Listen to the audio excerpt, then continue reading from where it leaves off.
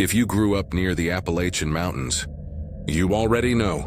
Folks don't just make up stories out here, they remember them. I'd love to know, where are you tuning in from and what time is it right now? Drop it in the comments. It's wild how many of us are sitting in the dark, listening to the same story, scattered across different corners of the country. Hit the like button and subscribe. It helps more people find their way into these woods. Whether they should or not, let's start. I wasn't supposed to be alone that week, but when my graduate assistant bailed at the last minute, I decided to finish the survey myself. I'm 34, a doctoral student in environmental psychology, and my project involves tracking how people react to wilderness areas that no longer resemble their maps. This stretch of the Allegheny Plateau, north of Spruce Hollow, was perfect for that. Old mining cuts, forgotten logging roads, and trails so faint they looked like animal tracks. I wasn't there for wildlife exactly, more for traces of human use, but the state gave me temporary clearance to enter the restricted sections. I'd been in rugged country plenty of times before, but there was something about those high ridges and dark ravines that felt older than the rest of the Appalachians. Like the land itself didn't want to be charted. That morning, a thin frost coated the hood of my truck when I parked where the asphalt ended. Beyond that point, the road fractured into gravel, then into two tire ruts split by weeds. My breath showed in front of me as I slung the canvas satchel over my shoulder and shut the door. I carried a handheld tablet for logging waypoints, an infrared motion sensor I'd been testing, and a small camera I'd been told was vandal-resistant. I doubted that. Most of my time in the field was dull. Mud on my boots, damp gloves, the endless smell of pine pitch, and no voices but my own. I liked the quiet anyway. It made me feel like the last person left on Earth. The path wound between firs and oaks, descending slightly, and I had to watch my footing where thin ice skinned over puddles. I logged coordinates, marked old fence posts, and photographed a cluster of decaying mine timbers half swallowed by moss. At midday, I ate a sandwich on a rock ledge that looked down over a gully. No cell signal, just the faint hiss of wind threading the branches. My boots had already left a clear pattern in the soft earth, a breadcrumb trail of my presence. By the time I decided to head back, the sky had dimmed into that gray, lid-shut color you get before dusk in the hills. It was about a half mile from the logging junction that I noticed something wrong. The stretch of mud where I'd walked in that morning, where my tread had sunk deep, was smooth as poured wax. No boot prints at all. Not mine, not anyone's. The earth was still soft, still dark with moisture, but it looked combed, as if some giant rake had passed over it. I crouched and pressed my fingers into the surface. Cool, undisturbed. No sign of runoff, no paw marks or hoof marks either. My pulse climbed in a quick flutter. I told myself I'd misremembered the spot, but the bend of the trail and the rock outcrop nearby were unmistakable. I was standing on ground that had somehow erased me. I should have turned around right then, but my grant depended on finishing this quadrant before snow came. I hitched the satchel higher and kept going, my eyes flicking to every side slope. The forest had that pinned-down stillness you get right before a thunderstorm.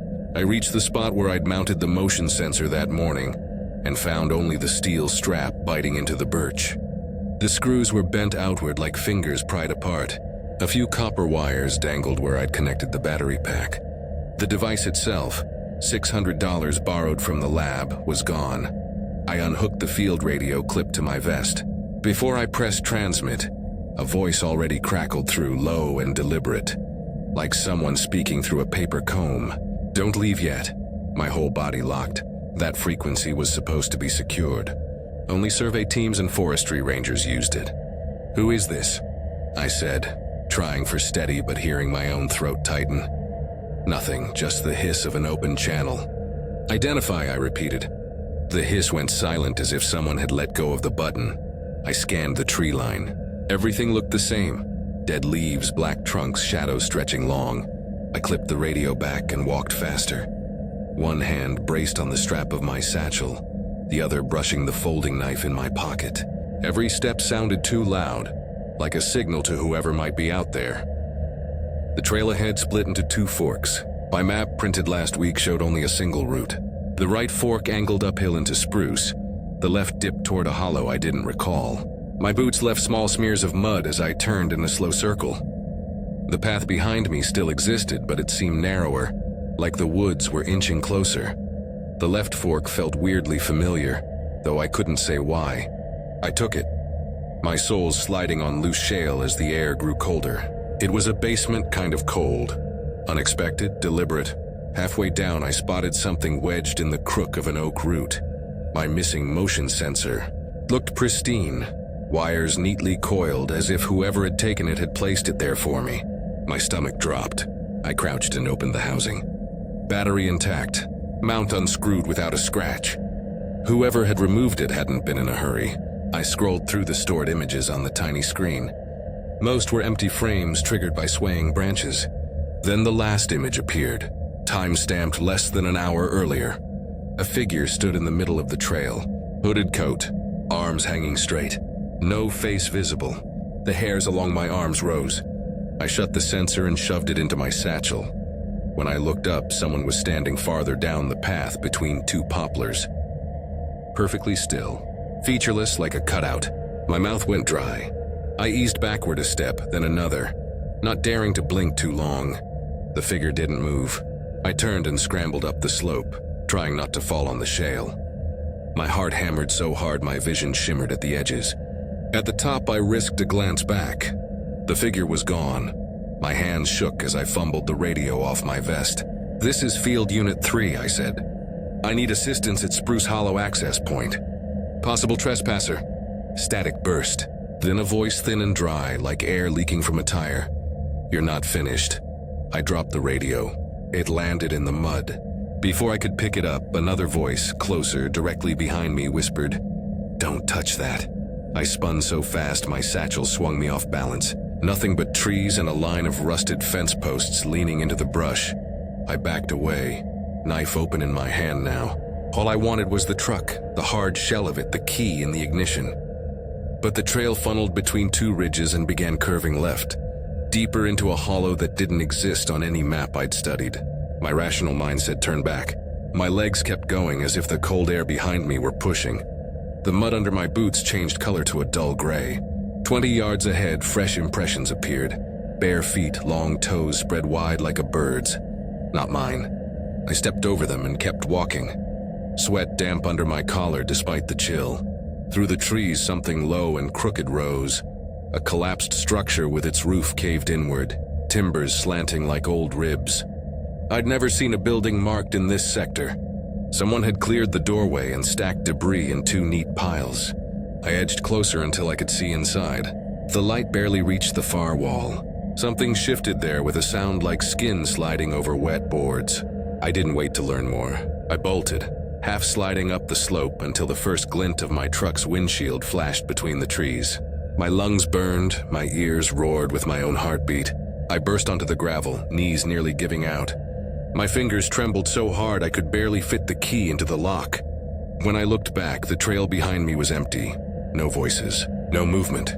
I climbed into the cab, slammed the door, and started the engine. The heater wheezed but couldn't thaw the shaking in my hands. I didn't check the mirrors.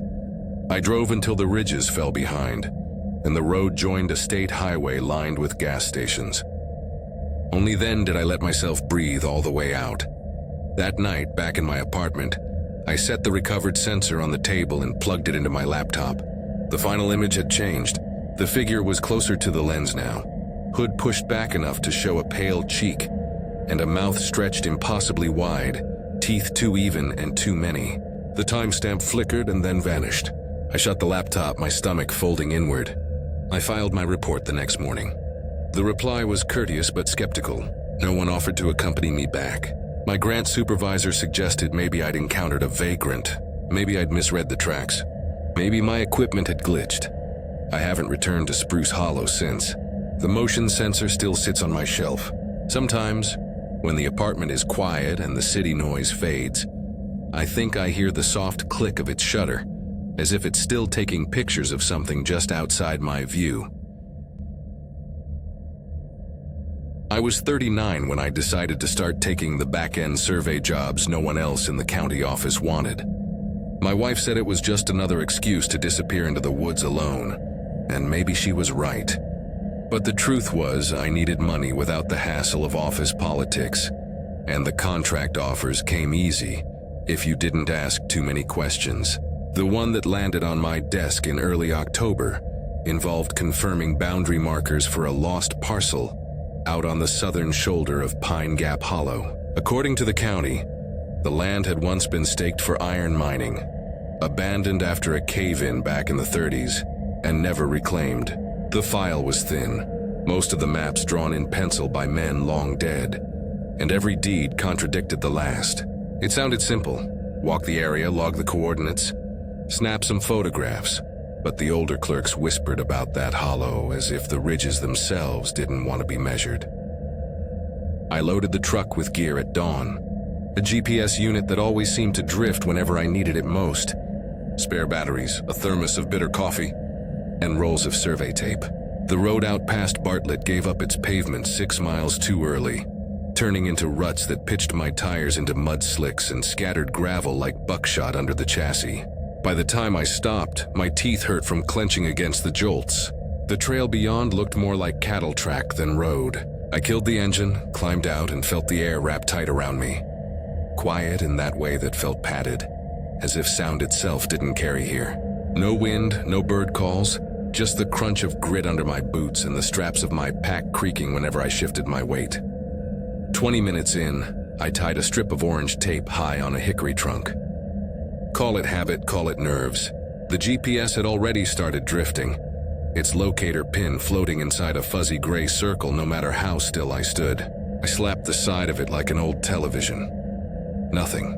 When I turned back, the tape was gone. Not fluttering on the ground, not snagged on a branch, simply gone. I walked slow circles, scanning every trunk, every hollow. Still nothing. The knot I'd tied had been tight. It shouldn't have slipped. My throat felt dry, as though the air had thickened. I kept going because that's what surveyors do. We finish the job, even when our instincts scream otherwise. My boots carried me toward a bluff rising off to the left, its rock face streaked with iron rust and shadows. Halfway up, the trail split in two. Either branch was on the overlay map I'd studied. They looked too deliberate to be animal tracks, too narrow to be recorded access roads. I crouched, tracing the split with my finger against the survey lines on my clipboard, convincing myself it was just some forgotten spur. Then I saw him. A man stepped out from the right-hand path. Tall, over 6 feet, shoulders stooped like he'd been waiting too long. His jacket hung canvas stiff, once army green but now the color of ash. His hair was rope gray, spilling down his chest. For a moment I thought he hadn't noticed me. Then he raised one hand and curled his fingers in a slow beckoning motion. He didn't speak. He just turned and walked into the trees. Every field manual says the same thing. Unknown contact in unknown terrain. Exit. My stomach told me to backtrack. My legs carried me forward. The path narrowed, laurel and saplings closing in until branches tugged at my sleeves. I expected twigs snapping ahead. Proof I was closing the distance. Nothing. Only my breath rasping in my ears. The trail ended in a clearing no bigger than a 2-car garage. In its center stood a squat shed built from sun-bleached planks, roof sagging so low it nearly brushed the doorframe. A line of cinder blocks crumbled into damp leaves beside the threshold. The man was gone. The door stood cracked open just enough to reveal shelves inside. I should have turned around. Instead, I stepped closer. Even from the doorway, I counted rows of glass jars, maybe 50 or more, each identical, each lined up with impossible precision. My voice sounded thin when I called out, "Hello?" No answer. I entered. The air stank of mildew and copper pennies. I reached for the nearest jar. The glass felt slick, unnaturally cold.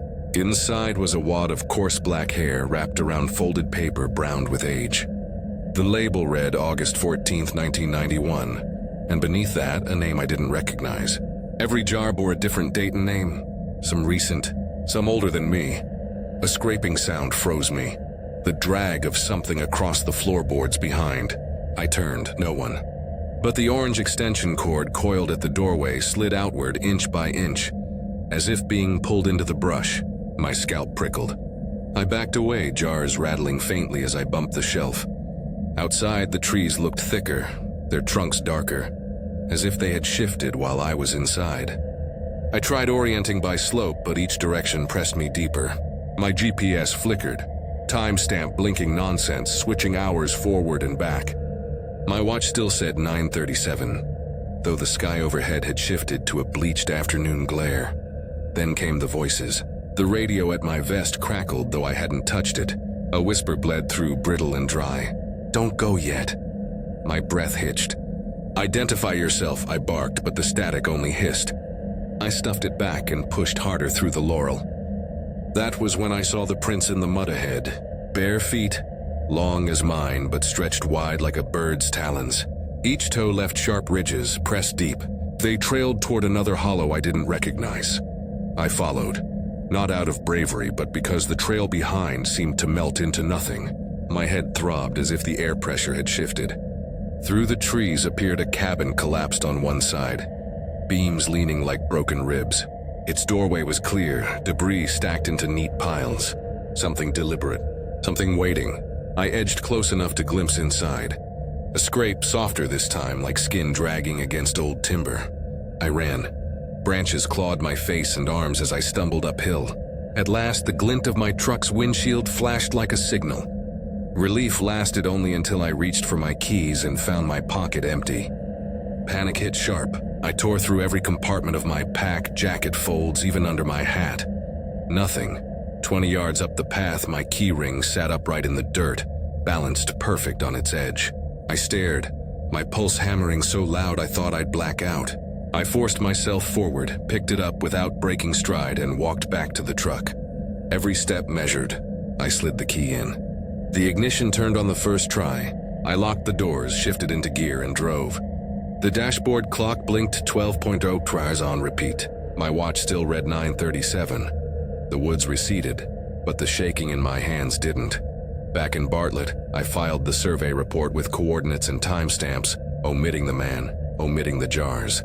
The clerk who signed it off mentioned something locals still whispered about Pine Gap Hollow. That men once lured there by a figure with ash-colored hair never came out the same.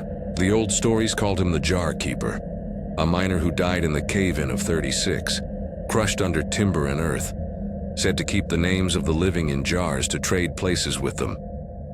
I laughed like it was superstition, but I haven't been back. The motion sensor from my pack sits on my bookshelf, and sometimes in the middle of the night, I hear its shutter click, even though the batteries are gone. Each morning I check the shelf. The jars are still in Pine Gap Hollow, or at least I hope they are. I was 28 when my cousin Daniel insisted I use his hunting cabin up in the Allegheny Highlands. He called it a reset button and told me the quiet would help me get my head straight. At the time, I'd just burned out of my teaching job. Too many nights grading papers until dawn. Too many days watching the clock creep while the kids stared back with the same glazed-over indifference I felt myself. I hadn't taken a proper break in years, so when he pressed the iron key into my palm, I told him fine, I'd try it. The drive north was longer than I expected. Once I passed the last town, a place with a faded feed store and a diner whose sign had been missing letters for decades, the road turned mean. Asphalt broke into gravel, gravel thinned into dirt, and then it narrowed into two ruts with weeds splitting the center. Trees crowded so close to the hood it felt like I was driving into a throat. No street lamps, no cell service. I kept waiting for a warning nailed to a trunk. Turn back now, but nothing came. So I kept the wheels steady and followed the track until the tin roof appeared through the trees, like a dull coin catching the last light. The cabin sagged in the clearing. Single story, porch pitched at a tilt, screen door half torn loose from its frame.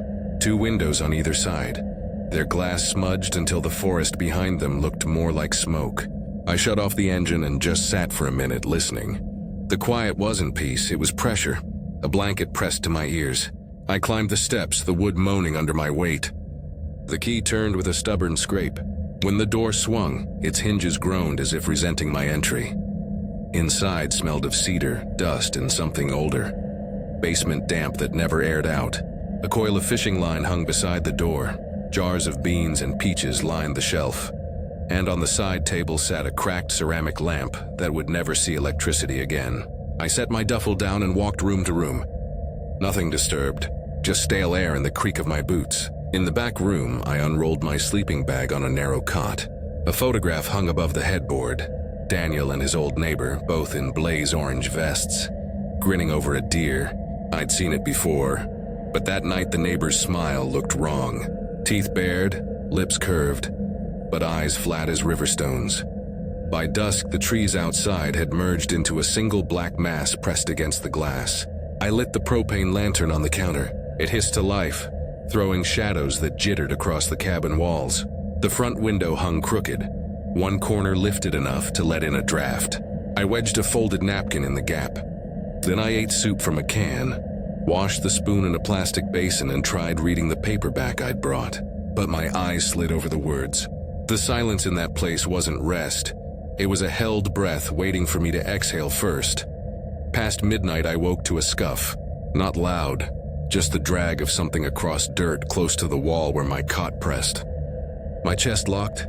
Another sound followed, heavier, like a footstep sinking the floorboard beneath me, though no one else should have been inside. I reached for the lantern, turning the valve until light washed the room. The brightness felt like exposure, but I couldn't stand the dark pressing in. Another step landed, closer this time, then nothing. I crept to the window, heart knocking against my ribs. At first, all I saw was my reflection, pale, hollow-eyed like a stranger. Then movement. 10 feet away, between two trees, a figure stood holding a lantern nearly identical to mine. Same brass body, dented side, glass chimney glowing faint. The flame lit his chest but left his face shadowed under the hood of his canvas jacket. He didn't speak. He didn't move. He only held that lantern out toward me as if offering it. Something inside me tilted. My knees weakened. I stumbled backward, the wall shuddering when my shoulder hit. For long seconds he didn't move, only stood there holding the light. Then his steps began again, slow, deliberate, circling the cabin. Gravel crunched. Boards groaned. I dragged the chair under the bedroom knob and sat on the edge of the cot, knife in hand. Lantern hissing. The footsteps stopped at the porch. The boards bent under his weight. Then came one tap at the door, gentle, almost polite. I clamped my hand over my mouth, holding my breath until my ribs ached. No second knock followed, just silence thick enough I could hear my pulse in my ears.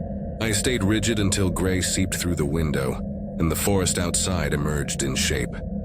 At dawn, I dared step into the main room. The latch still held, but the napkin I'd wedged in the window gap was gone. I grabbed my duffel and left. On the porch, the grass was pressed flat in a perfect ring, as though someone had walked circles for hours. At the bottom step, a single boot print sank into the soil. Not treaded, not marked, just a smooth sole pressed deep. I locked the cabin out of reflex and hurried to the car. Branches littered the path, snapped as though something heavy had pushed through. I drove without braking, eyes fixed forward. Only when I hit the highway did I glance in the mirror. The trees had already closed around the cabin, as though it had never been there. Back home, Daniel asked if I'd had a good weekend. I lied, said the air was clean, the quiet refreshing. He offered the key again. I refused, but I never told him what I saw. Weeks later, I looked deeper into Marlow Creek folklore. There were stories, mostly told by old-timers in bars, about the Lantern Man, a miner who'd vanished during a collapse in 1906, last seen carrying his brass lamp into the shaft. Some said he walked out again, though no one ever saw his face. He appeared on porches, offering his lantern to strangers. The tale went, if you ever accepted it, he'd vanish and you'd take his place, wandering the ridges, holding the light for the next traveler. I laughed it off at first, but one night when sleep wouldn't come, I pulled out my duffel to unpack it properly. Inside, wedged among my clothes, sat a brass lantern, dented on one side, glass chimney intact. I know I didn't bring it back. I can't recall when it was placed there. The next morning, I set it on a shelf in the garage and covered it with a tarp. But sometimes, when the night is quiet enough and the city noise fades, I swear I hear the hiss of a mantle, faint footsteps circling. and the soft courtesy of a single knock at the door. I was 35 when I finally agreed to do a favor for my aunt, though I should have known better. She'd been calling me for months about her late brother's old cabin in the Cumberlands, saying it needed to be sorted through before winter rotted the place down entirely. My father used to hunt there when I was a kid, but I'd never been inside. I wasn't close to that side of the family, and my life in Knoxville, freelance writing, coffee shops, bad dates, kept me busy enough. But when my aunt reminded me that the county would seize the property if it fell in completely, I gave in. She mailed me the keys in a yellow envelope, along with a note written in her neat teacher's script. It's only a weekend. Just box up what's left. Bring back the family photos if you find them. I set out on a Friday morning, driving 3 hours before I realized the last cell signal had dropped behind me. The directions she gave were handwritten across the back of an old grocery list. They read more like riddles than landmarks. Take the road that bends like a hook. Look for the split oak. Follow the creek until it disappears under the ground. By the time I turned through a sagging metal gate, my tires were already dragging in ruts. The forest on either side pressed in, hickory and ash crowding so close their branches scratched the roof. The air smelled of wet earth and iron. I imagined the road had been waiting to swallow my little pickup for decades. After a mile of jolting along the track, I reached a clearing where the cabin leaned crookedly against the slope. Its boards had gone the color of ash, the porch sinking in the middle like a spine collapsing. The roof sagged low, shingles clinging by rusted nails. A wooden plaque hung above the door, but the paint had flaked away until it read like nonsense. The whole place had that uncanny look, like it had once been a home but had forgotten how. I killed the engine, climbed out, and stood listening. The silence was heavier than it had any right to be. No wind, no bird chatter, just the metallic tick of the truck cooling down. My boots crunched against the soil, damp and dark as coffee grounds. When I unlocked the door, the hinges groaned like a throat clearing. Inside smelled of cedar, dust, and something older that reminded me of coins left too long in water. The first room looked untouched since the day my great-uncle had last shut it up. A cot under a single window sagged with the weight of its mattress. A tin basin sat in the middle of the floor, collecting rainwater that had seeped through the roof. Yellowed newspapers leaned against the wall in teetering stacks. I propped the door open to let in what little daylight could push through the trees, then began dragging boxes out. Flannel shirts stiff with mildew, mason jars of preserves turned to gray sludge, a hunting knife whose handle cracked in my grip. The work should have been simple, but time blurred. I'd clear one corner, look up, and an hour would be gone without me realizing it. It wasn't until late afternoon that I noticed a wooden crate wedged behind the stove. The back wall gapped enough for things to slide behind, and a collapsed box had hidden it from view. When I dragged it out, dust swirled up in gritty clouds. The stamp on the side read Chiswell Supply Comers, Pulaski County. I'd never heard of it. The tape crumbled under my fingers. The top folded back easily, almost like it wanted to be opened. Inside were 4 glass jars, each filled with a cloudy liquid the color of slate. No labels, no markings. Just the liquid and what looked like tiny black threads floating within. The second I set the crate on the counter, something shifted. The cabin felt lighter, as though the air pressure had dropped. My chest loosened. For a moment, my vision blurred at the edges. I tried blaming dust or stale air, but the sensation lingered like an unwelcome hand pressing on my ribs. I walked away, forcing myself back into the work. When I turned again, 15 minutes later, the jars were no longer in the crate. They stood neatly on the counter, lined up with equal spacing between them. I froze. My hands were still blackened with dust, yet the glass gleamed spotless, no prints. No memory of moving them came. A pulse of warning thumped low in my gut. I told myself I was overtired, maybe seeing patterns where none existed. I shoved the thought aside and carried the last armful of boxes outside. When I came back in for the jars, they were gone. The crate sat empty. I searched the shelves, the cot, even tipped the rain basin. Nothing. My skin prickled as though unseen eyes crawled across my back. I edged toward the door. Just before I stepped out, I glanced behind me. The jars now stood in the doorway, perfectly aligned, one hand's width apart. I didn't touch them. I stepped over, heart hammering, and crossed the porch. The clearing outside looked different, darker, as if the trees had leaned closer. My truck waited only a few yards away, but the space between felt stretched, like distance had warped. I forced each step. When I reached the halfway point, I looked up. The driver's side door gaped open. I had shut it. I remembered the click of the lock, the reflex of double-checking. My stomach turned to water. The duffel bag still sat on the seat, keys dangling from the ignition, but the open door was a message. From the edge of the clearing, movement caught my eye. Between two sycamores, something too tall to be a man shifted its weight. Its limbs hung long, brushing low like pendulums. Its body carried the same gray-brown as bark, blending until it moved. My breath stuttered. The thing slid sideways with uncanny smoothness, its head cocking in a way no human neck allowed. I walked, not ran, I don't know why. Maybe I thought running would draw it closer. I eased the truck door shut, climbed in, and twisted the key. The engine coughed, nearly died. On the second crank it caught, wheels lurching forward. I didn't turn the headlights on. My vision tunneled, trees crowding until I could have reached out and touched them. Something flickered in the corner of my eye, keeping pace just beyond the passenger window. I didn't look. At last, gravel crunched under my tires. The ruts gave way to the faint mercy of pavement. I pressed the accelerator, bouncing through potholes until lights from the highway shimmered ahead. My lungs felt like they'd been clenched shut for hours. I pulled over miles later, the engine still running. Behind me, the forest hunched black against the sky. I almost turned back, if only to prove I hadn't lost my mind. But when I pictured those jars lined up in the doorway, something in my chest locked tight. I kept driving until the first neon signs of Dalton flickered through the windshield. The next morning, I stuffed the cabin keys into an envelope and mailed them back to my aunt with a note. Don't ask me to go again. That should have been the end. But 2 nights later, I heard a faint clink in my apartment kitchen. I got up, heart already knowing. On the counter where I'd left my grocery bag, 4 glass jars stood side by side.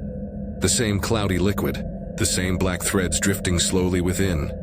I don't know how they followed me here, but every night since, I've woken to the sound of glass tapping softly against glass, like something moving inside the jars wants to get out.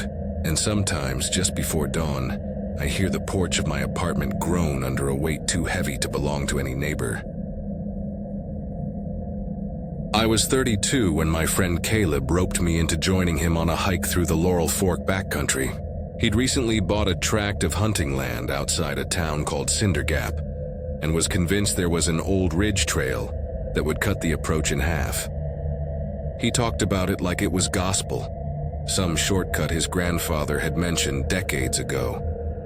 Caleb always believed in those kinds of things, the half-remembered directions scratched in margins of hand-me-down maps. He said the main service road was washed out by floods and that this hidden trail was the only way forward. I should have known better. Caleb had a history of dragging me into shortcuts that became 12-hour ordeals. Still, I agreed. I wasn't working much at the time. My architecture contracts had dried up, and I figured a day in the woods might do me good. I even carried along a battered leather notebook I'd picked up in a used bookshop in Charleston. The owner, a stooped man with tobacco yellow fingers, told me it once belonged to a state surveyor. He tapped the cover and said, "Be careful with that one. Some of those places don't want to be written down." I had laughed politely then, assuming it was just a sales pitch. Inside the notebook were tidy block letters, perfectly aligned coordinates, descriptions of boundary stones, even sketches of creeks and cut fences. But tucked among the notes were stranger lines. Marker moved 20 yards overnight. Returned to clearing twice, trail different each time. Another read, "Don't look if she speaks with your voice." At the time, I dismissed them as fatigue scribbles, the kind of nonsense anyone might jot after weeks alone in the hills. We set out just before dawn. The sky was still bruised blue and the air bit cold enough that my breath curled into pale ribbons. The path wasn't marked on any current map. A few faded blazes on trees, long since turned the color of bone, were the only signs it had once been official. We hiked between tight thickets of rhododendron, their waxy leaves brushing our sleeves. Within an hour, I started realizing Caleb had undersold how rough this would be. Deep ruts scarred the ground, remnants of wagons or logging trucks from decades past, half erased by rain. Here and there, strands of rusted barbed wire jutted up, twisted through roots like veins.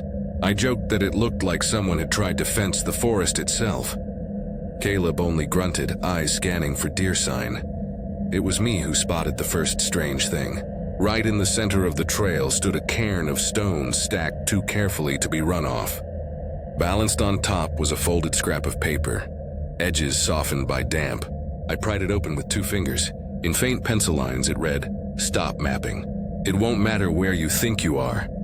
I felt a little spark of unease flick in my chest. I slid the note into the back of the surveyor's journal, said nothing to Caleb, and kept moving. 2 hours later, we hit a fork that wasn't on any map. The GPS app on Caleb's phone insisted the trail should run straight. But here were 2 diverging paths. He jabbed the left one and said we'd try it. I suggested walking a short way down the right fork to see if it curved back. He frowned but handed me the radio. 10 minutes, he said, his voice flat. The right fork narrowed quickly. Laurel branches closed overhead until I felt like I was threading into a tunnel. The air pressed close, damp and heavy, though when I paused, the trees themselves hadn't shifted. My boots scraped over exposed roots.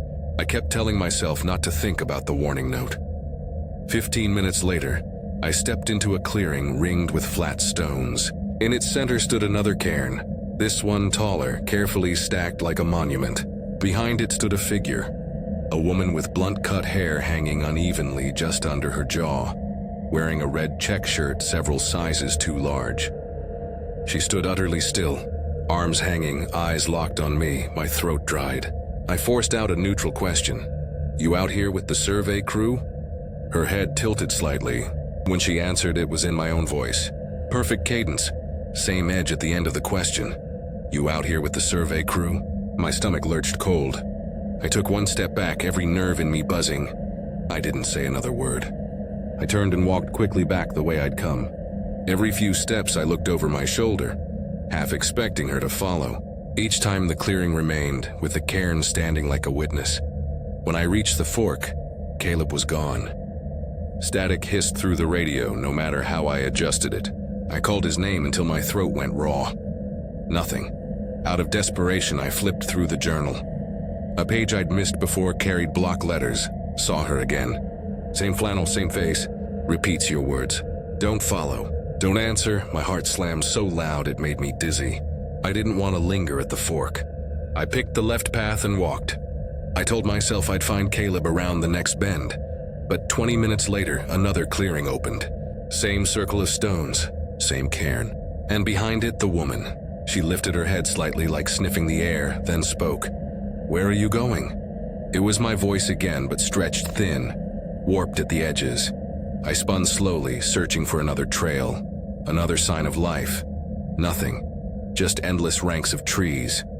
My chest tightened until I thought I'd collapse. I picked a random direction through a gap in the oaks and moved fast. 50 steps later, I looked back. She was 10 feet behind me. No sound of footsteps, no brush disturbed, just there, as if she'd been stitched to my shadow. Panic surged. I walked faster, refusing to run. My breath came harsh. My boot slid on loose dirt and I went down hard, palms splitting against gravel. When I looked up, she was still rooted in place, eyes fixed on mine. Dark, flat, depthless. Something in me broke. I ran, branches lashed my arms. Thorns tore my pants. I didn't care. My only thought was to put distance between myself and that empty gaze. I crashed through brambles until suddenly I stumbled onto a wide logging road. Caleb crouched by a stump, GPS in hand. His head jerked up. "I was about to call search and rescue," he snapped. His voice shook. "Where the hell did you go?" I couldn't speak. I just pulled the journal from my pack and held it out.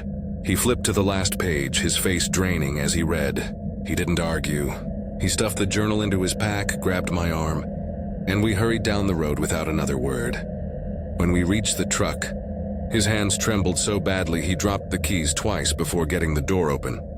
Neither of us looked back until pavement spread under the tires. The radio crackled once as we drove, but no words came through. Only a faint echo that sounded uncomfortably like my own voice. That night, I woke at 3 a.m. with the surety that someone stood outside my bedroom window. I didn't move, didn't look. I just lay staring at the ceiling, listening to my breath. I thought if I shifted even slightly, she'd peer in. I've never set foot on that trail again. Caleb won't talk about it, though I know he's read more of the surveyor's journal than he admits. He keeps it hidden in his gun safe now, but sometimes when we're together and he catches me watching, he'll say nothing and just tilt his head, exactly the way she did. And in those moments, I'm not sure if it's really Caleb sitting there, or if she finally found a voice worth keeping. I was 29 the first time I set foot on the trail that people in town called the Split Path. I hadn't planned on it. My reason for being anywhere near that part of the Cumberland Plateau had nothing to do with hiking. I was a doctoral student in folklore, grinding my way through field research on obscure Appalachian legends, the sort of oral traditions that only lived in half-remembered stories told by old-timers in gas stations or church basements. A retired preacher in Morgan County had told me about a lost surveyor who vanished in the hills back in the 1920s, and I thought it would be just another case of frontier myth-making. But something about the way he lowered his voice when he mentioned the man's notebook stuck with me. He called him the cartographer, said the man carried a compass that spun circles even when he was standing still. The morning I drove out there, the sun hadn't fully cleared the ridges. The one-lane road twisted upward in a series of blind turns, each one choked with laurel. I parked in a turnout that barely deserved the name, little more than a patch of flattened grass beside a sign whose lettering had faded to pale scratches. What remained read Mason Fork Cut. No one had been maintaining it for decades. I sat in the car finishing lukewarm coffee, staring at the narrow entrance to the trail. It didn't look like much, just a dirt track threading between black gum trees, their bark slick from the night's damp. I wasn't carrying much. A canvas satchel stuffed with notebooks, a cheap compass clipped to the strap, and a handheld recorder I rarely used. I wasn't there for sport, but I figured walking a few miles might give me a better sense of the lay of the land. The old county map I'd copied into my field journal showed a straight trail cutting across the ridge. Nothing unusual. The first stretch felt like any forgotten forest path. My boots crushed wet leaves, twigs snapped under my soles, and gnats swirled up when I brushed past low branches. Half-buried fence posts leaned along one stretch, so rotten they looked more like driftwood than anything man-made. Whoever had hammered them in had been gone a lifetime. I paused at a patch of wintergreen and crushed a leaf between my fingers, the sharp mint scent cutting through the musty air. Ordinary woods, I told myself. Ordinary research. 2 hours in, I paused to retie a lace. That's when I noticed the side trail. It broke left at a shallow angle, narrow but oddly clean. The dirt was tamped smooth, no rocks, no fallen branches, as if someone had swept it. The edges of the path looked trimmed, almost maintained. Yet I knew for certain there was no spur recorded here. I had studied the map obsessively, tracing each curve before leaving Knoxville. I stood there too long, my thumb hooked under the strap of my satchel, staring. The longer I looked, the stronger the sense grew that the trail was waiting for me. Almost like a door someone had opened just for my arrival. My scalp prickled. I forced my gaze back to the main track, told myself it was probably just a deer run or an old logging spur, and walked on. But the feeling clung to me. Each crunch of leaves under my boots sounded amplified, like it was broadcasting my presence. I tried to steady myself with the rhythm of my steps. Left, right, left. By the time I convinced myself I'd imagined the spur, I rounded another bend and stopped cold. The same narrow trail split left, same neat edges, same unnaturally smooth dirt, even the same leaning beach marking the corner. My stomach turned slow and sour. I pulled out my compass.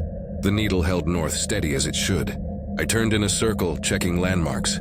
The creek trickling behind me, the slope of the hill, the stretch of hickories, all in place. Yet here was the same fork again, waiting. I walked on. At the next westward curve, it appeared again. Identical. My pulse thudded against my collarbone. By the third repeat, I crouched to study the surface.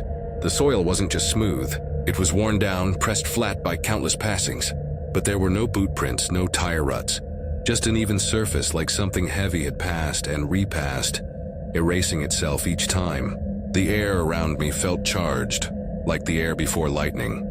I don't know what made me step onto it. Pride, maybe, or the simple refusal to let fear dictate my research. The moment I crossed, the canopy thickened overhead. Shadows swallowed the light until I felt as though I'd stepped indoors. The air dropped cool and still, and every footstep echoed faintly, as if the trees were reflecting sound back at me. 50 yards in, I saw the prints, not one, but dozens, sunk deep in a patch of mud near a small seep. Each was longer than my boot, the treads worn down until the soles looked smooth. They pointed both directions, some heading deeper, some returning.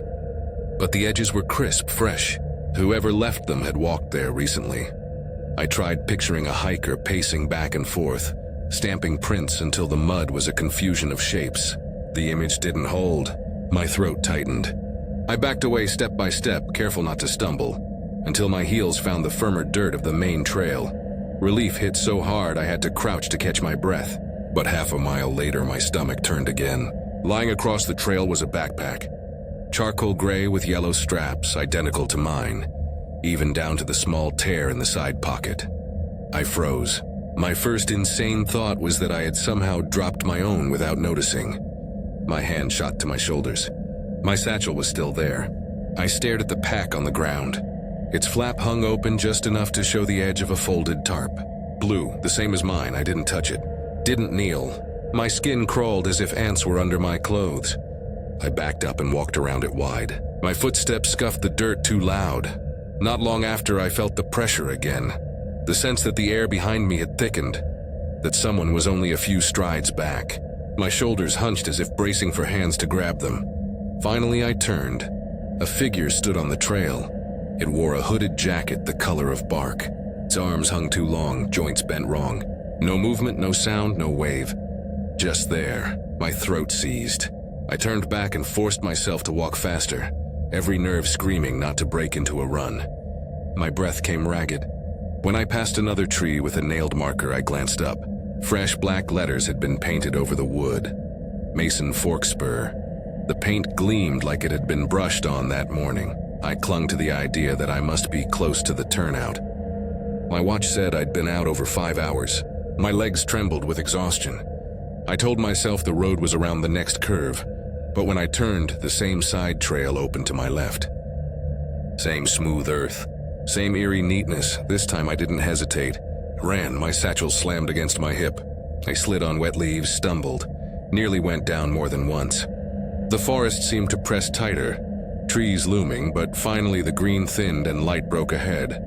I burst into the turnout, gasping. My car sat waiting, crooked under the faded sign. I fumbled the keys, dropped them once, got the door open and hurled my satchel onto the seat. My hands shook too badly to fasten the belt. I didn't care. I drove out with gravel spraying, not daring to look in the mirrors. I thought that was the end of it. But that night, when I opened the surveyor's journal again, I found a page I hadn't seen before. The handwriting was steady block letters, same as the others. It read, "The split path always follows. Don't look for the cartographer. He only needs you to take his place." The last line was signed with my own name. I was 32 when I let myself get talked into hiking the ridge above Red Ash Valley. I wasn't looking for adventure, at least not in the usual sense. My motivation had less to do with exercise or solitude and more to do with work. I was freelancing as a history writer for a regional magazine that no one outside Tennessee had ever heard of, and I needed a piece about forgotten places in Appalachia. The editor wanted something with mood, something about ghost towns or abandoned industry. A friend from grad school mentioned a place she thought I'd like, the remnants of a drowned parish. Red Ash Valley had once been a coal town, one of dozens carved out of the mountains. The 1940s, a dam project forced most of it underwater, but the older folks whispered that a spur trail up on the ridge still led to where the churchyard used to be. The grave markers, they said, had been hauled up the mountain before the flooding. Supposedly some were still there, half lost in the trees. It sounded perfect. A little folklore, a little atmosphere, something I could sell. I drove up from Knoxville on a gray morning in late March, windshield wipers squeaking against drizzle. My pack wasn't anything fancy, just notebooks, water, a flashlight, and an old field recorder I barely used anymore. When I turned onto the Forest Service road, the asphalt quickly broke into pitted gravel. The hills pressed close, every switchback narrowing until I wondered if I'd taken a wrong turn. The turnout was nearly invisible, a rust-streaked gate hanging on one hinge, weeds clawing at the posts. Someone had nailed a sign there decades earlier, but the paint had bled into the wood. I could just make out the letters, Ash Spur. I killed the engine and sat a minute listening. Rain ticked against the roof. The woods beyond looked still in that way that isn't really peace but pressure, as though the air itself were waiting for me to make up my mind. I slung on the pack, shut the door, and stepped into the mud. The trail began wide enough for a mule cart, but it narrowed fast. Laurel crowded both sides and wet leaves clung to my boots. For the first half hour, it was unremarkable. Mossy rocks, half-rotted fence posts, the occasional beer can rusting into the soil. Ordinary ruin, the kind I'd seen on dozens of Appalachian backroads. But as the path climbed, the air grew strangely heavy. The drip of rain off the branches sounded muffled, like I was hearing it through insulation. I'd been told the spur was overgrown, barely visible in places, but I found it unnervingly tidy. Each bend looked as though someone had swept it recently. No branches fallen across the track, no clutter of leaves, only packed dirt darkened by rain. That should have been comforting, but it wasn't. The neatness felt deliberate, maintained. An hour in, I came across the first oddity. A bundle of sticks lashed with twine, leaned in the crotch of a birch. At first I thought of children's crafts, the kind you see at summer camps. But there was nothing playful about this. The twine was weathered blue, frayed but knotted tight. A button was fastened into the center, dark with rust.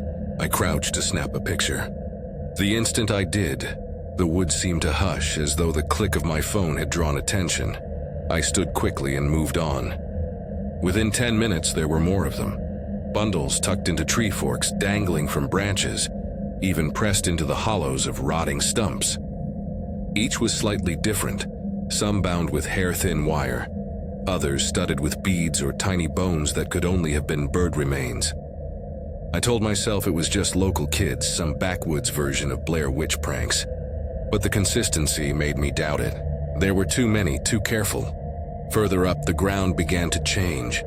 The dirt bored deep holes, evenly spaced, as if heavy stakes had been driven in and pulled back out. I paused at one, crouching to trace the rim with my finger. The soil was damp but not collapsed. Whatever had made it was recent. I should have turned back then, but I didn't. Another half mile and I found the strap, a length of nylon black, hanging from a branch no higher than my shoulder. The loop at the end was unmistakable. I told myself it might have been camping gear once, maybe part of a tent rig, but the inside was stained dark, the fibers stiff as if they'd absorbed something that had dried long ago. I stepped away quickly, heart climbing into my throat. That's when I heard it, a voice. It came from deeper in the hollow, muffled, distorted, as though carried through water. The word wasn't clear, but I thought it might have been help. I froze. My pulse pounded. Then, without deciding, I found myself edging toward it, weaving between the saplings. She appeared behind a trunk. A woman, or something shaped like one. Her jacket was pale green, smeared with mud. Her hair hung wet across her face, sticking in thin ropes. Her arms were raised, hands clawing at her throat in frantic little motions. "Hey," I called, trying for calm but failing. My voice cracked. "Are you all right?" She didn't answer. Her fingers kept plucking at her neck like she was tearing at invisible threads. I took a step closer. My boot sank deep into one of the stake holes, and I nearly pitched forward. I grabbed a sapling, steadied myself, looked up again. She had straightened. Her arms dropped. Her hair still hid her face, but through the strands I glimpsed cheek skin. Gray, mottled, like flesh that had been submerged too long. My stomach lurched. Logic tried to explain her. Injured, confused, maybe lost. But every instinct screamed to leave. Then she tilted her head. The motion was too smooth, mechanical, a hinge swinging open. I stumbled back, leaves rasped under my boots, and in that heartbeat of distraction, she was closer. 10 feet nearer without a sound. I didn't speak. My body simply took over. I turned and ran. Branches whipped my arms. Thorns tore my jeans. I heard nothing behind me. No footsteps, no breaking brush. Yet I couldn't shake the certainty she was at my shoulder. My breath came ragged, shallow. Time stretched. Minutes, maybe hours, lost in panic. At last, the trees thinned and I burst onto a dirt road lined with rusted fencing. My legs gave out, and I hit the gravel hard, lungs heaving like I'd surfaced from deep water. I staggered to my feet, half convinced I'd see her at the tree line, but the wood stood empty. Only silence, thick as ever. When I checked my watch, nearly 3 hours had passed since I'd first seen the carved sign. I had no memory of crossing that time. I don't remember the drive back, not really. Just flashes. The blur of trees through the window, the sting of my palms against the steering wheel where I gripped too tight. When I finally stumbled into the ranger station, mud crusted on my boots, I tried to explain. The man behind the desk listened without interrupting. His eyes stayed flat. When I pointed at red ash spur on an old laminated map pinned to the wall, his mouth twitched. "There's no spur there," he said evenly. "Not on this side of the valley. That loop hasn't been open in 50 years. He spoke carefully, the way people do when they've heard the same story before. I didn't argue. That night in my apartment, I opened my notebook. The pages were damp from the rain, ink smudged in places. Near the back, where I hadn't written, a new line had appeared in unfamiliar block letters. "The drowned do not stay under. They climb and they wait for someone to follow." It was signed with my initials. I was 29 the spring I decided to spend 3 days in the Hemlock Barrens. Not because I craved peace and quiet, though I told my parents that when they asked. The truth was more embarrassing. I needed a chapter for my thesis, and nothing I'd written so far about Appalachian folklore felt alive. Every draft read like a museum placard. Dry dates, half-remembered tales, no pulse. My advisor kept scribbling "dig deeper" in the margins. So when I stumbled across a half-century-old pamphlet in the county library, its staples rusted, cover sun-bleached, that mentioned the Watcher of Hemlock Barrens, I knew I had to go. The Barrens sat on the border between Virginia and West Virginia, where old mining tracts gave way to second-growth forest. The map I printed from the Forest Service site barely showed the trail, just a broken dotted line that ended against a smear of green. The legend said the Watcher followed anyone foolish enough to linger near the ridge, listening to their breath through the walls of their cabins. The 1920s, a small chapel there had supposedly burned down, and locals carried stones from its foundation into the woods, stacking them as offerings. "Never let the stacks topple," the pamphlet warned, "or he will know you've forgotten him." It was exactly the kind of lore I needed. Half history, half nightmare. The road that carried me there was barely a road at all. The asphalt dissolved into gravel after 10 miles, then narrowed until my tires scraped brush on both sides. I passed barns so warped they leaned like drunken fences buried to the chest in weeds. The farther I drove, the more it felt like I was leaving not just people, but the possibility of them. My phone lost signal 5 miles in, and I let it. The cabin I rented was nothing more than a box of gray planks with a tin roof, leaning at a permanent angle. The owner had mailed me a single brass key in a padded envelope. No note except bucket. True enough, under a dented pail by the porch steps, I found the key waiting. The lock resisted, grinding like old teeth before giving way. Inside, the air smelled like mildew overlaid with something metallic, like old coins in wet hands. No electricity, only a squat lantern on the counter and a stack of firewood by the stove. My boots thumped hollowly against the warped floorboards. I told myself this was perfect atmosphere, exactly the sort of setting to make folklore feel alive in my notes. But I couldn't shake the sense that the air had been waiting years for lungs to stir it again. That evening, I sat at the wobbly kitchen table, scribbling route ideas into my field journal. My handwriting looked smaller than usual in the lantern's jumpy light. Outside, the ridge swallowed the sun with unnerving speed. One moment gold, the next black. The silence that followed wasn't restful. It was the kind of silence that has weight, as though something holds its breath in the dark, waiting for yours to falter first. When the cabin groaned, long, aching creaks followed by sharp cracks like joints resetting, I told myself it was just timber shifting. But then came another sound, soft and deliberate, a drag across the porch boards. A branch, I thought, or maybe an animal nosing about. My hand lifted the curtain. Only my reflection looked back, pale and wide-eyed, lantern glow trembling on the glass. Beyond that, the dark looked pressed against the window as if it were trying to seep inside. Sleep came in fragments. I woke again and again, certain I'd heard footsteps on gravel, or the long exhale of someone standing just outside the wall. My body didn't believe my mind's excuses about wind. By morning, unease dulled into resolve. I laced my boots, slung on my pack, and set out to trace the ridge. The trail climbed behind the cabin like a hallway, hemmed tight by hemlock trunks and laurel tangles. The air tasted sharp, faintly metallic, and I breathed too deeply just to reassure myself it was real. Half a mile in, I found the first footprint, wide, larger than mine, pressed deep into the mud. The tread was worn nearly smooth except for a strip along one edge. It pointed back down the trail toward the cabin. My scalp prickled. Whoever left it had paused here, turned, and looked behind. I crouched, waiting to hear a bird, a squirrel, anything. Nothing moved. The woods held themselves too still, like actors freezing in place when the wrong person enters the stage. A few hundred yards later, another print. Same size, same tread, turned toward my direction of travel this time. As though the maker had decided to remind me. Step by step, that solitude was a lie. I forced myself onward, noting moss, roots, anything ordinary, anything to tether my brain. Hours passed in that hush. When shadows grew longer than they should have, I turned back. My chest felt tight, as though an invisible hand pressed inward, testing how much space it could claim. Back at the clearing, I turned once more. The trail stood empty, but the relief didn't stick. That night, I read by lantern until my eyes blurred. Around midnight, the porch gave a single groan. Then came the step, slow, deliberate, sinking the board as though a body leaned its full weight forward. I held still. No knock followed, no hand rattled the knob.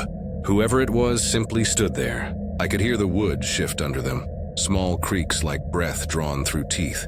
Then, at last, a second step, softer, moving away. When pale light finally threaded through the curtain cracks, I braved the porch. Dust powdered the boards in a thin coat.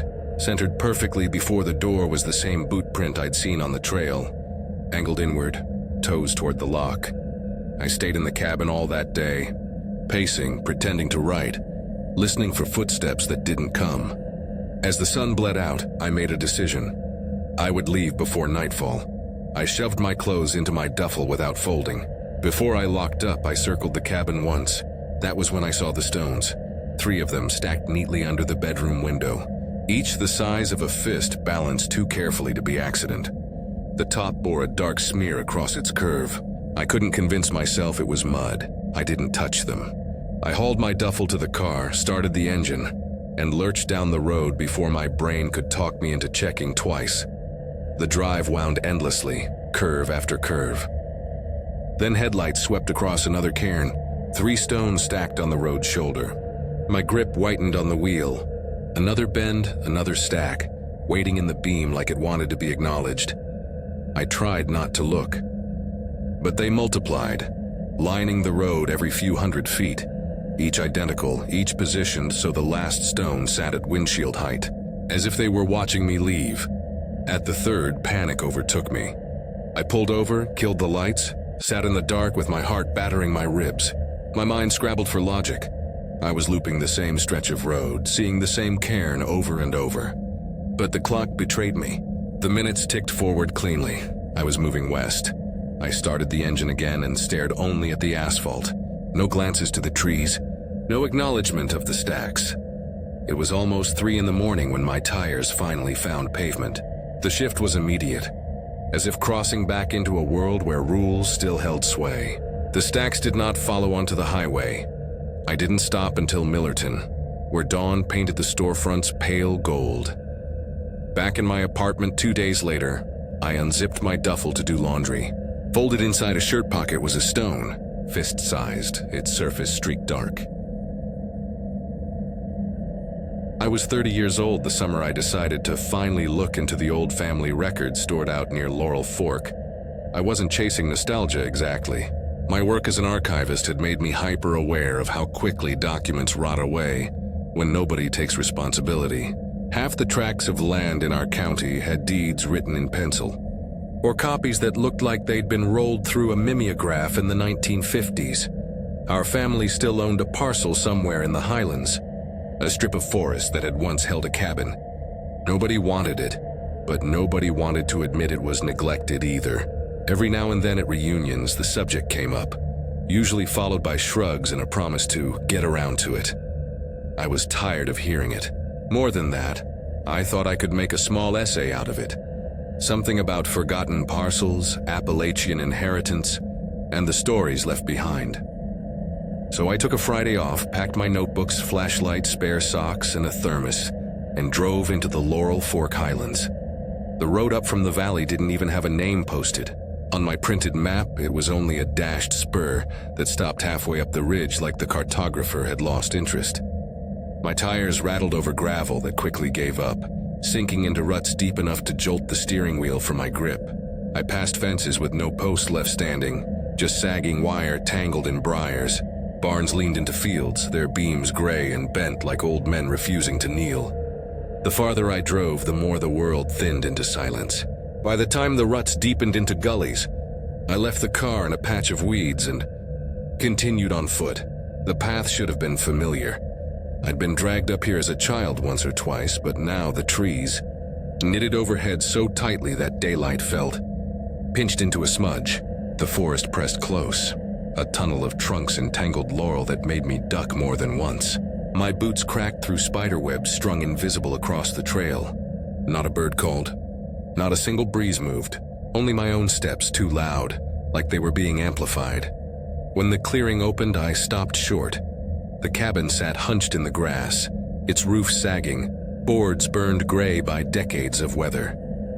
The windows were clouded over with grime, bending the reflection of the trees so they seemed to bend away from it. I'd expected decay, but not this kind of stillness, the kind that makes your ribs tighten. I should have waited for my cousin David, who promised he'd meet me after his shift. But there was no truck in sight, no sound of anyone approaching, and I told myself I might as well start. I climbed the porch steps, careful where the planks bowed, and checked beneath the rusted bucket by the doorframe. A brass key lay waiting, just where some long-gone relative had said it would be. The lock turned too easily, though it moaned like it hadn't been moved in years. The door swung into stale air so heavy it made me pause. I expected the must of rot, maybe the tang of mildew. What I found was stranger, flat, metallic, like the air inside had been pressed and stored. Dust covered every surface evenly, the kind of layer that takes decades. Shelves sagged under the weight of yellowed newspapers. Chairs slumped as though exhausted. Yet on the table in the center of the single room sat a tin cup half full of water, beads still trembling on its rim. I propped the door wide to keep myself anchored and began moving boxes toward the threshold, telling myself I'd at least have them ready by the time David arrived. But the longer I worked, the more my eyes caught details that didn't belong. A spoon balanced on the sink's lip, perfectly aligned. A pile of fresh leaves stacked neatly by the stove as if arranged that morning. On the wall above the cot, someone had scratched a symbol into the wood, a circle divided into 3 crooked spokes. The dust overlay suggested it wasn't new, yet the lines looked sharp enough to cut. An hour bled away. Sweat dried on my shirt and my neck ached from glancing over my shoulder. I stepped outside to breathe. The wind had picked up, brushing through the grass not in gusts but in steady pushes, like a giant hand smoothing down the clearing. That was when I saw him. At the edge of the tree line, a figure stood completely still. At first I thought it was a stump, but the shape had arms hanging too long, head bowed as if studying the ground. "Hello?" My voice cracked and came back too quickly, dying without echo. The figure did not move. I tried again, louder. No response. I convinced myself it was a hiker lost from some other trail, embarrassed maybe. I stepped forward, closing half the distance. One blink and the clearing was empty. Every hair on my body stood up. Staggered backward until my spine hit the doorframe, ducked inside, and shut the door tight. My pulse hammered so hard I felt it in my jaw. Then came the sound. One step on the porch boards. Heavy, deliberate. The wood groaned as though carrying weight it despised. I wiped a streak through the grime of the window with my sleeve. At the bottom of the steps, someone stood hunched, shoulders curved forward, head tilted low. At first I thought it was a hat brim. Then I realized it was hair, long and dark, hiding the face. They lifted their heads slowly. Even through the filmy glass I could feel the stare fix on me. "You can come out now," the voice said. It was flat, mechanical, like the words were borrowed. I didn't move. Another step up the porch. "It's all right. Come outside." My mouth was dry as sand. I backed away, pressing toward the rear of the cabin. My hand hovered on the back door latch. I pressed my ear against it. Silence. I counted to 3. Yanked it open. Nothing, just trees still and waiting. I ran. Branches lashed my arms as I crashed down the slope. My boots slipped in mud, shoulder catching a post hard enough to make my teeth clack. I didn't look back. Breath tore in my chest. The trail spat me onto the logging road, and I fumbled my keys twice before jamming the right one into the car door. My stomach lurched, bile hot in my throat. As the engine coughed alive, I risked a glance. At the edge of the trees, a figure stood. Same posture, same stillness. Watching. I didn't wait. I drove the rutted road like a maniac, the undercarriage screaming over stones. But the farther I went, the more wrong it felt. Each curve brought another stack of rocks on the shoulder. 3 stones, always 3, balanced fist high. The first time I thought it coincidence. The second time I gripped the wheel until my knuckles whitened. By the 5th, my hands shook. Each cairn faced the road as if waiting for me to see it. I refused to stop. Not until my tires hit the clean black of the highway, hours later. Crossing that line felt like slipping back into a world where rules existed. When David finally called, he apologized. A delivery had kept him in town. He never left Ashford that day. I told him I wasn't going back. He laughed, said he'd hire someone else. Weeks later, he told me the crew found nothing unusual. No footprints, no water in any cup, no symbols carved into walls. I didn't argue, because a week after that, I unzipped the side pocket of my pack, the one I hadn't touched since Laurel Fork. Inside sat 3 stones, stacked neatly, balanced so precisely that even when I lifted the bag, they did not fall.